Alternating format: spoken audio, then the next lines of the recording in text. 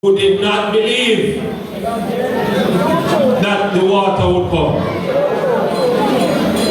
Just like the people in southern St. James, in a community called Roehampton.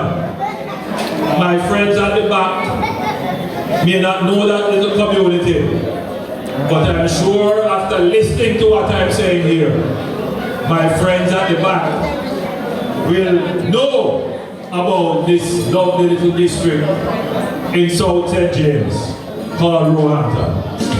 Hold on, man. No time for music yet. But if my friends at the back will allow me,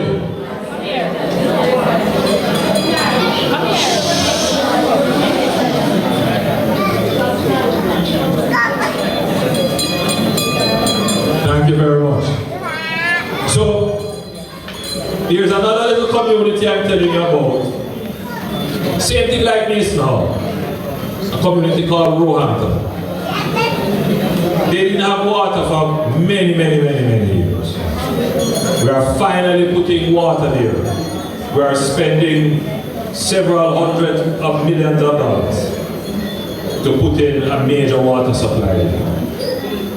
But the people are growing impatient because it takes a little time to lay the pipes, to test the pipes, to bring in the pumps, and so they are getting frustrated. They don't believe that the water is going to come. So for my friends in Roehampton, I am using Mason Hall as the example. We broke ground July last year.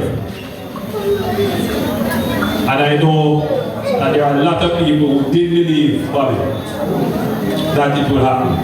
And now today, we are able to commission the water plant, turn it on, and people now have water in their community. So the point that I want to make to you tonight are two critical points. Number one, your government will deliver on the commitments that is made. This government does not make commitments that it knows it cannot deliver. And if we make a commitment and we see it can't work, the respectful thing is to come back to you and say, this can't work, we're going to do it another way. But when we make a commitment to you, you can put your pot on fire for it. And that is what we have done with the national budget.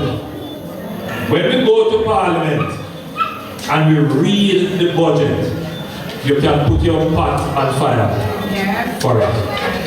If we tell you we're going to do something in the budget, it is because we sat down and we pencil it out. So we know where the money is going to come from to be able to do it. It has not always been like that in Jamaica. We are living now in a different Jamaica,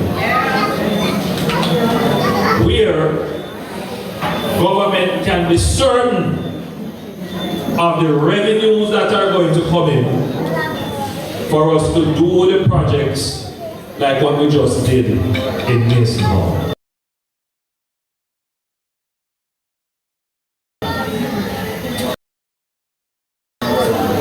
That project was done because we were able to plan for it. So if I tell you that we are going to do 30 more communities across Jamaica, not a promise, it is a commitment, because I know where the money is going to come from to do it. You have a man that comes to Parliament and say he's going to do all kinds of things. Literally, he said he's going to give you the world. And then, when Minister of Finance tackle him and say, how much would it cost you to give the world your soul? He said, no, I never intended to do that. I never intended that the promises that I am making to you would be costly. I never intended that people would go and write down the figures of how much it would cost for those promises. Literally, that's what he said. And what he's saying, if you really look at it, he's saying that he really came to Parliament with empty promises.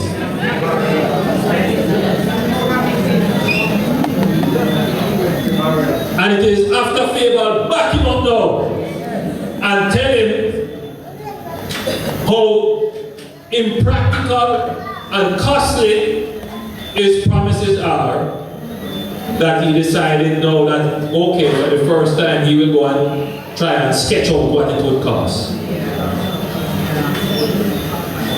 This budget marks a significant change in the economic history of Jamaica. And I'm talking to you now as the people, the workers of the Jamaica Labour Party.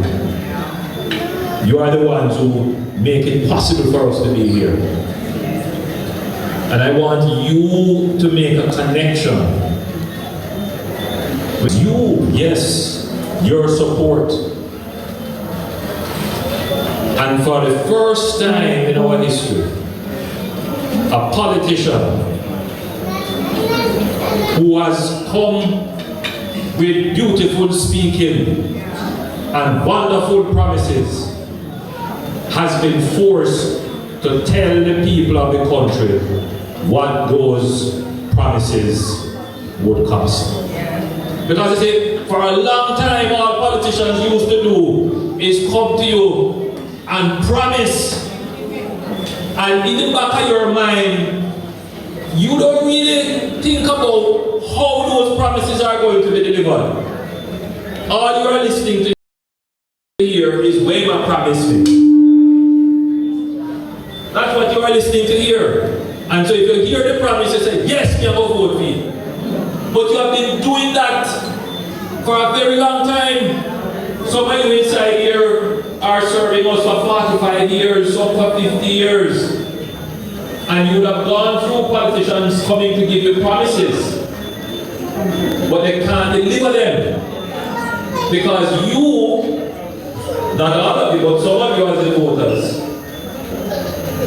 don't hold the politicians to account for the wherewithal to deliver. Using that little big word.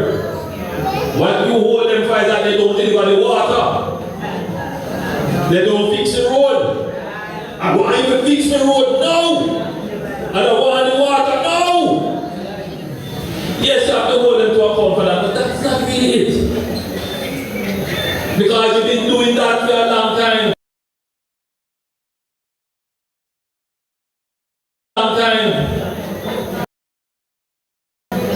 I go to people sometimes, you know, even in my own constituency, and they say, why did you get this to now vote?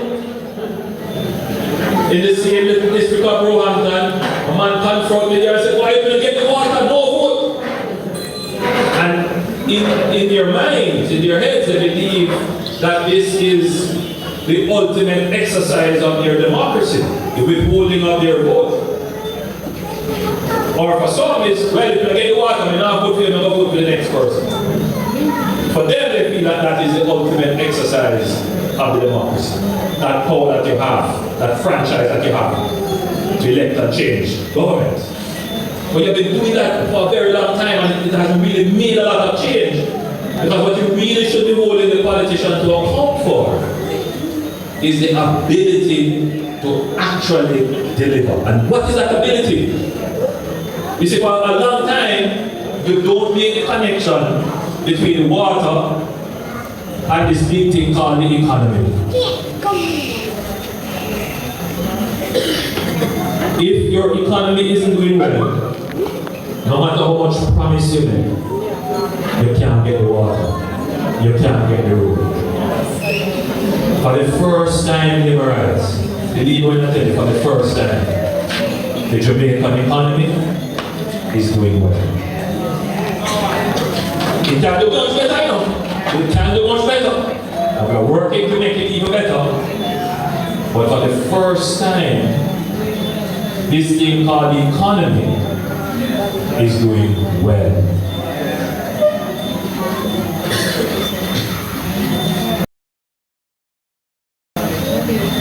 Years ago, the economy of Jamaica was not producing jobs. The unemployment rate in Jamaica 10 years ago was as high as 15%, between 13 and 15%. For young people, 20% unemployment. The unemployment rate today is 3.5%. 3.5%. Almost full.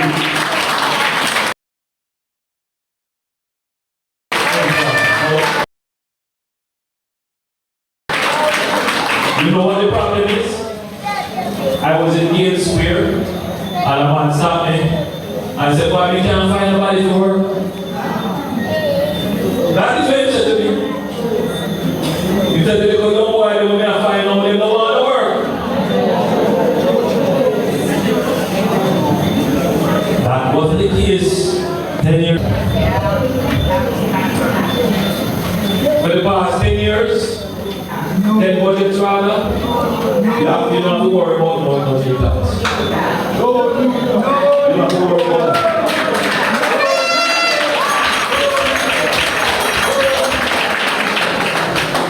10 years, and you know why there was need for new taxes?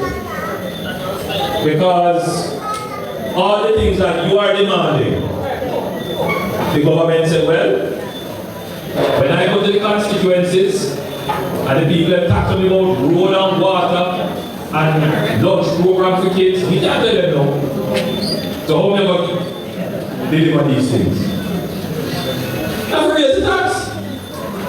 In other words, the same demand that you make on the government, for the government to fulfill it, they have to come back and take it from your pocket in taxes. Or if it doesn't do that, what does it do? It go and borrow it. And then when it will be paid back, what is going to be paid back now? Taxes again. So that is why you have to make sure that you have a government that runs the economy well, that it can deliver the water that you want, so the people in Mason get them water. But they also got a budget that did not require them to pay any more taxes. If that ever break down again, where the things you want can only be given to you by more taxes or borrowing, then we are back to where we are coming from. As workers of the Jamaica Labour Party, you have to make that connection.